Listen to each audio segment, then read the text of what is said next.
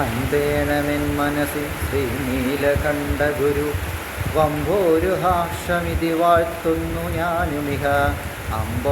അമ്പത്തൊന്നക്ഷരവും ഓരോന്നിലും മൊഴി രണ്ടോടു ചേർക്ക ഹരി നാരായണായ നമ.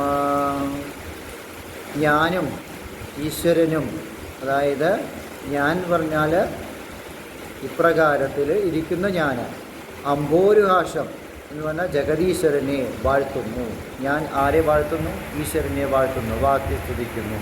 എൻ മനസ്സിൽ, എൻ്റെ ഹൃദയത്തിൽ ശ്രീ നീലകണ്ഠഗുരു, വന്ദ്യനായ നീലകണ്ഠഗുരു അൻപേണം, കാരുണ്യം ചൊരിഞ്ഞ് തെളിഞ്ഞു വിളങ്ങണം. എൻ മൊഴിയിൽ, ഞാൻ രചിക്കുന്ന കീർത്തനങ്ങളിൽ, അതായത് ഞാൻ രചിക്കുന്ന കീർത്തനങ്ങളിൽ എൻ്റെ ഗുരു, വാക്കിലും പ്രവൃത്തിയിലുമെല്ലാം എൻ്റെ ഗുരു തെളിഞ്ഞു വിളങ്ങണം. എൻ മൊഴിയിൽ ഞാൻ പറയുന്നതിൽ, വാക്കുകളിൽ. പിന്നെ 51 അക്ഷരവും ഓരോന്നിത്, 51 അക്ഷരങ്ങൾ യഥാക്രമം ഓരോന്നായിട്ട് അൻപോട് ചേർക്ക, ഭംഗിയായിട്ട് ചേർത്ത് അനുഗ്രഹിക്കണം. ഹരിനാരായണായ നാരായണായിക്കൊണ്ട് നമസ്കാരം.